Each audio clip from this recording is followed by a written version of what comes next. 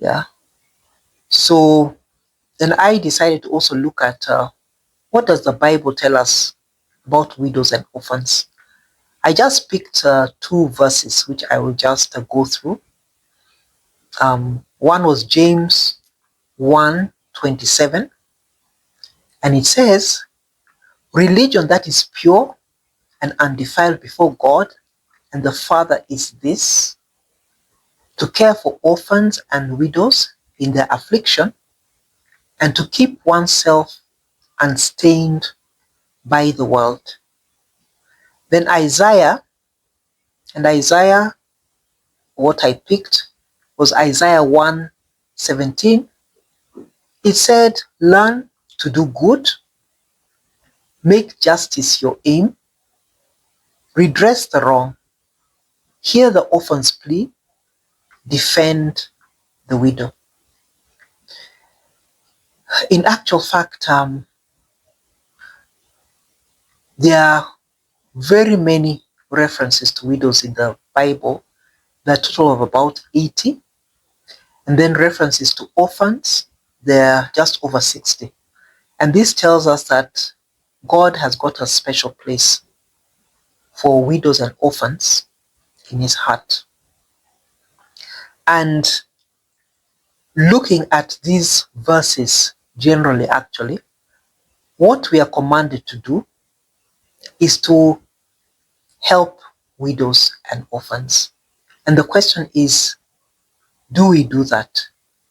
Do we try to look after the emotional and physical needs of widows and orphans? And almost automatically, if you look after the widows, you are also helping to look after the children who are under them. There are so many public institutions, we have NGOs, we have private companies, we have communities, we have individuals, where you find that widows are a part of those, and a lot of times they are a part of it and they're just the silent lot who are there.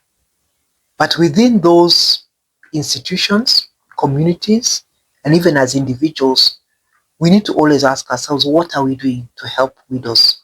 Because where they are living in abject poverty, that is, maybe they don't have a proper place to live, they don't have proper shelter, they don't have proper clothing, they don't have proper food, they don't have access to health, they don't have access to education for the children, and maybe even education even for the widow themselves to uplift themselves.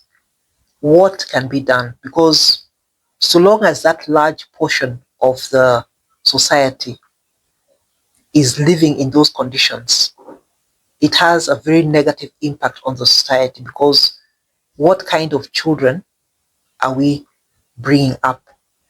Children who are dejected, children who have not had the opportunities that would have helped them to be people who can actually be able to be part of the society and to be able to contribute positively to the society. So we need to just ask ourselves that always and see what can be done.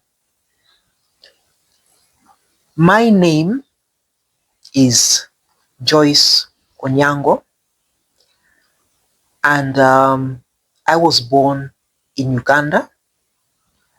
I was born in a family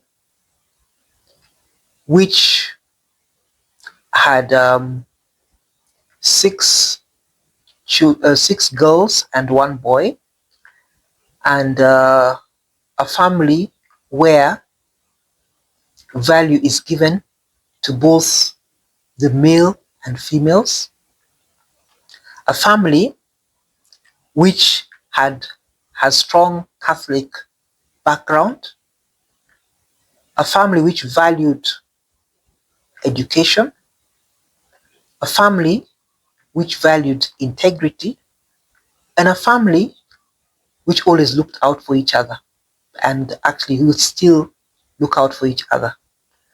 Because of the way my dad was, his nickname amongst his peers was actually the Pope, because he had a lot of integrity, and that is something which we were all known for. So he made sure that we were all well educated. I graduated with a Bachelor of Commerce, and then I was working in Mombasa before I actually got married. And I got married on 15th of November 1984. We registered our marriage at the AG's chambers. And then in 1989, we got married in church in Scotland. Then the time of my husband's passing on, which was in 2001, 11th of July, a date which is actually very difficult for me to ever forget. We were both working in Botswana. He was working at the University of Botswana, and I was working with the government of Botswana. At that point in time, we had 4 children. The first born, a boy, was 13 years old. The second, a girl, was 11. The third, a boy, was 9. And the last, a girl, was 3 years old. At this point in time, they've all grown up. The first 2 are lawyers.